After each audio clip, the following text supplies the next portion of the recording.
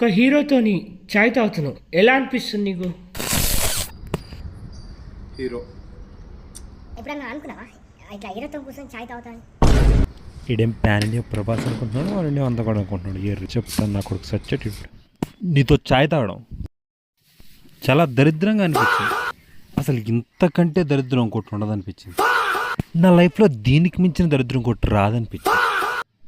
అసలు పరమ దరిద్రానికి అడ్రస్ నేనేమో అనిపించింది. అంత దరిద్రంగా ఉంది నీతో చాయ్ తాగడం. ఓకే, ఆ రేంజ్లో ఉందా?